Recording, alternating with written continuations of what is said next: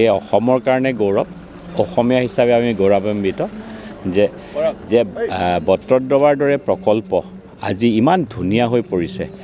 অসমৰ মাননীয় মুখ্যমন্ত্ৰী ডাঙৰীয়াৰ প্ৰচেষ্টাত আমাৰ গুৰুজনাক বিশ্ব দৰবাৰলৈ লৈ যোৱাৰ যি মানসিকতা, যি আগ্ৰহ তেখেতে দেখুৱাইছে, অসমবাসীয়ে চিৰযুগলৈ তেখেতক মনত ৰাখিব।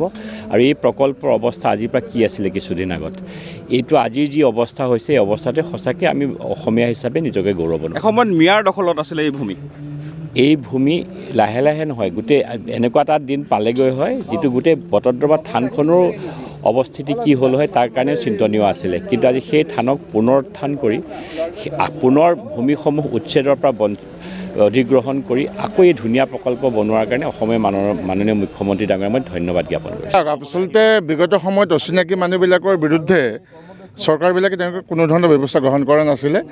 বিজেপি চৰকাৰে এই ক্ষেত্ৰত কঠোৰ স্থিতি গ্ৰহণ কৰিছে। গতিকে 2016 চনৰ 23 ছেপ্টেম্বৰত আজি আমাৰ য'ত প্ৰকল্প 29 তাৰিখে আপোনাৰ উন্মোচন কৰা হ'ব, এই প্ৰকল্পৰ স্থান 2016 চনৰ 23 ছেপ্টেম্বৰ বিজেপি নেতৃত্বাধীন চৰকাৰখনে ইতিমধ্যে বেদখলমুক্ত কৰিছে।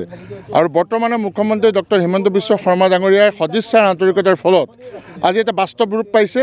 আৰু এইটো আচলতে অসমীয়া জাতিৰ বাবে এটা মাইলৰ খুঁটিত পৰিণত হৈছে। আৰু এইটো প্ৰমাণ কৰিছে যে সদিচ্ছা আৰু আন্তৰিকতা থাকিলে নিশ্চিতভাৱে সকলো কাম কৰাৰ কাৰণে সম্ভৱ হ'ব। আৰু আমি অসমীয়া জাতিৰ জনক মহাপুৰুষ শ্ৰীমন্ত শংকৰদেৱ গুৰুজনাৰ প্ৰতি যি সন্মান প্ৰকৃতাৰ্থত বিজেপি নেতৃত্বাধীন চৰকাৰখনে কৰিছে, সেইটো আজি বাস্তৱত প্ৰকাশ পাইছে। তাৰমানে চাওক, এইটো এটা বটদ্ৰৱাৰ শিৰৰ মুকুটৰ দৰে বটদ্ৰৱাৰ গুৰুজনাৰ জন্মস্থানত এটা সোণত সুৱগা চৰাৰ দৰে এটা প্ৰকল্প হৈছে। আৰু এই প্ৰকল্পটো আমি অতি আনন্দিত যে অহা 29 ডিচেম্বৰ তাৰিখে অসমৰ ভাৰতৰ গৃহমন্ত্ৰী ডাঙৰীয়াই আহি উন্মোচন কৰিব। আৰু গোটেই বিষয়বিলাক তজবিজ কৰাৰ বাবে মুখ্যমন্ত্ৰী ডাঙৰীয়া আজি আহিছে। আমি অতি আনন্দিত। মুখ্যমন্ত্ৰী ডাঙৰীয়াক বিশেষভাৱে আমি ধন্যবাদ জনাব লাগিব এইকাৰণে যে তেখেতৰ উদ্যোগতেই গোটেই বটদ্ৰৱাৰ কায়াকল্প ইতিমধ্যে পৰিৱৰ্তনৰ প্ৰক্ৰিয়া আৰম্ভ হৈছে। আমি অতি আনন্দিত। আৰু মই ভাবোঁ যে অসমৰ মানুহে যেতিয়া আহি এই প্ৰকল্পত এবাৰ সোমাব, তেতিয়া অসমৰ মানুহেও কেনেকুৱা ধৰণৰ এটা সম্পূৰ্ণ নতুন বস্তু, যিটো অসমত আমি কাহিনীও কল্পনাও হয়তো কৰা নাছিলোঁ, তেনেকুৱা বস্তু এটা আমি দেখিব।